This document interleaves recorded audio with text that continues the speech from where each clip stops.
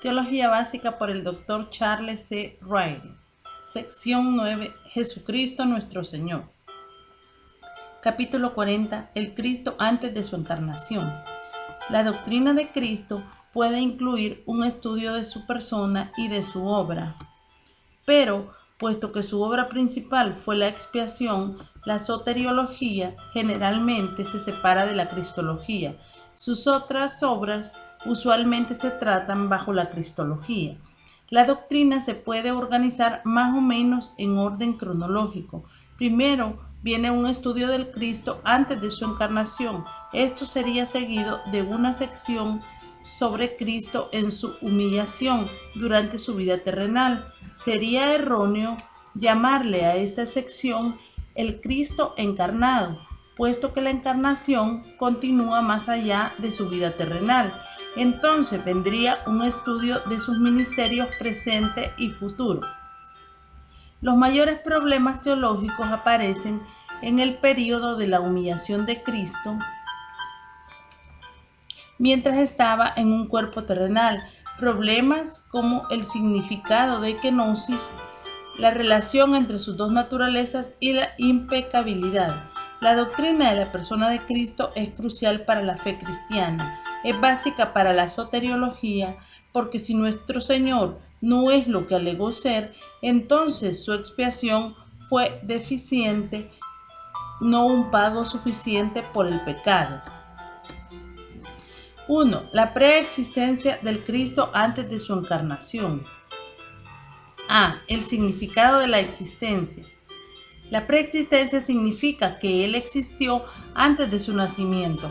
Para algunos escritores significa que Él existió antes de la creación y antes del tiempo. Pero, hablando estrictamente, preexistencia no es sinónimo de eternidad. Prácticamente hablando, representan un concepto similar, porque la negación de la preexistencia casi siempre incluye una negación de la eternidad y viceversa. B. La importancia de la preexistencia. 1. Al nacer. Si Cristo llegó a existir en su nacimiento, entonces no existe una Trinidad eterna. 2. No es Dios. Si Cristo no fue preexistente, entonces no pudiera ser Dios, porque entre otros atributos Dios es eterno. 3. Mentiroso. Si Cristo no fue preexistente, entonces mintió, porque Él se atribuyó preexistencia. Entonces surge la pregunta, ¿de qué más mintió? C. La evidencia de la preexistencia. 1. Su origen celestial. Los versículos que reclaman un origen celestial para Cristo atestiguan de su existencia antes de nacer. Note especialmente Juan 3, 13 y 31. 2. Su obra como creador. Si Cristo estuvo involucrado en crear, entonces por supuesto tuvo que existir antes de la creación. Ver Juan 1.3, Colosenses 1.16 y Hebreos 1.2. 3. Su relación con Dios. Él se atribuyó igualdad de naturaleza con Dios. Juan 20.30. Él también afirmó haber tenido gloria junto a su Padre antes que el mundo fuese. 17.5. Pablo también declaró que Cristo tenía la misma naturaleza de Dios. Filipenses 2.6. Estos pasajes también son evidencia de su eternidad. 4. Sus atributos. Él se atribuyó deidad total y otros la atestiguaron. Estas atribuciones serán examinadas más adelante, pero por ahora bastará. Colosenses 2.9. En Cristo habita toda la plenitud de la deidad. 5. Su relación con Juan el Bautista. Aunque Juan nació antes que Jesús, él reconoció que Jesús existió antes que él. Juan 1:15 y 30. Textualmente, primero que yo, pero refiriéndose a la preexistencia como la base de la superioridad de Cristo sobre Juan. 2. La eternidad del Cristo antes de su encarnación. A. El significado de la eternidad. La eternidad significa no solo que Cristo existió antes de su nacimiento o aún antes de la creación, sino que Él existió siempre, eternamente. Usualmente la eternidad y la preexistencia permanecen o caen juntas. Aunque Arrio enseñó la preexistencia del Hijo, pero no su eternidad, él insistió en que si Cristo fue el Hijo unigénito, debió de haber tenido un principio. Los testigos de Jehová hoy en día tienen una cristología como la arriana, que niega la eternidad del Logos. B. La importancia de la eternidad. Si se niega la eternidad, entonces A. No hay Trinidad. B. Cristo no posee la deidad total. Y C. Él mintió. C. La evidencia de la eternidad. Su relación con Dios como partícipe de la misma esencia demuestra su eternidad, puesto que Dios es eterno. Note la palabra carácter en Hebreos 1:3, la cual indica que Cristo es la representación exacta de la naturaleza o esencia de Dios. La posesión de los atributos divinos incluye el de la eternidad.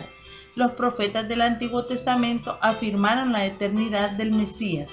Miqueas dijo que sus salidas son desde los días de la eternidad. 5:2. Ver Habacuc 1:12. Aunque las palabras pueden denotar desde los días antiguos, es decir, desde los tiempos más primitivos, también pueden significar desde la eternidad. Isaías 9:6. Padre eterno, probablemente se refiere a Cristo como un padre para su pueblo siempre. Así solamente mira hacia adelante, no hacia atrás a la eternidad pasada. Cristo se atribuyó eternidad cuando declaró: antes que Abraham fuese, yo soy. Juan 8:58. Esto es más que una existencia limitada antes que naciese Abraham, porque él dijo yo soy, yo era, pudiera indicar que él existió varios siglos antes que Abraham, pero yo soy, Eimi, afirma su eternidad.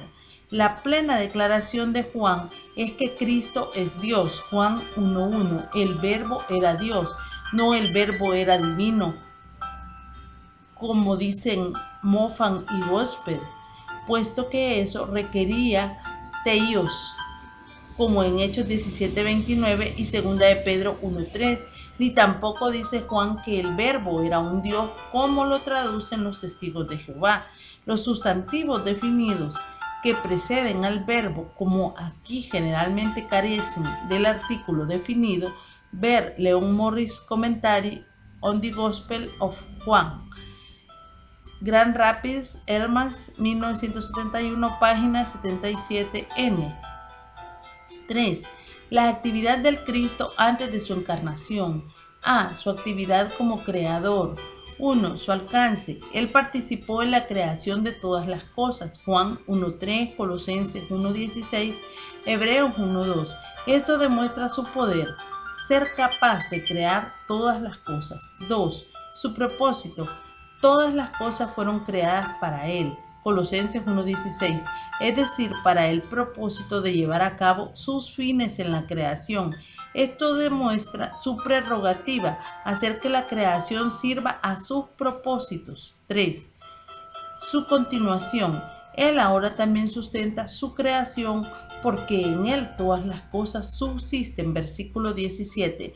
Esto demuestra su presencia, continuar sustentando la creación. B. Su actividad como ángel. 1. Su identidad como el ángel de Yahvé.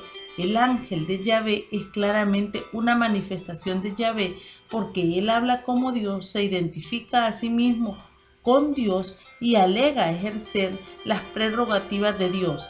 Génesis 16:7 al 14, 21:17 y 18, 22:11 al 18, 31:11 al 13, Éxodo 3:2, Jueces 2:1 al 4, 5:23, 6:11 al 22, 13:3 al 22 y 2 de Samuel 24:16, Zacarías 1:12 y 13.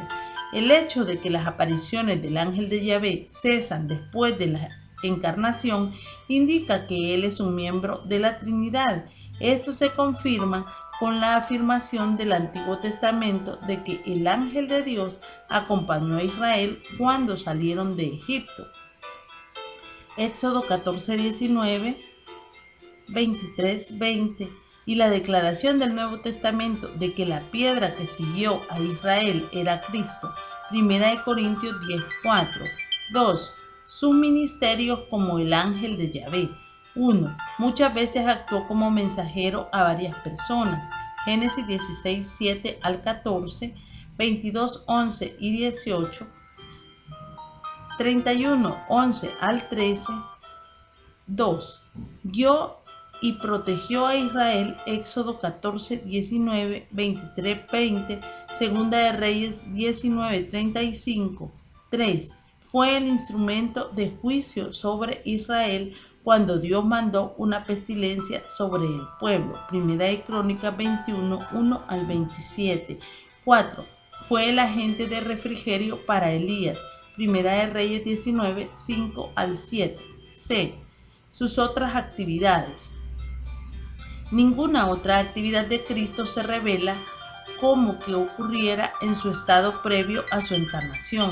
Su obra como Mesías requirió la encarnación. Aunque fue predicha en el Antiguo Testamento, igualmente su obra como Salvador necesitaba la encarnación. El Antiguo Testamento no da una revelación específica de la segunda persona como el Salvador, sino solamente de Dios como Salvador. El haberlo hecho habría requerido de una revelación en el Antiguo Testamento de la Trinidad. Más bien, ese periodo se clasifica como los tiempos de ignorancia, Hechos 17:30. Aunque nuestro Señor no estuvo inactivo durante su estado previo a la encarnación, sus mayores obras necesitaron de la encarnación. Sin embargo, Él permanece magnífico en su persona como el Dios eterno, pero, por así decirlo, en las sombras, esperando la luz concentrada de la encarnación para revelar su gloria y gracia. Juan 1:17, Tito 2:11.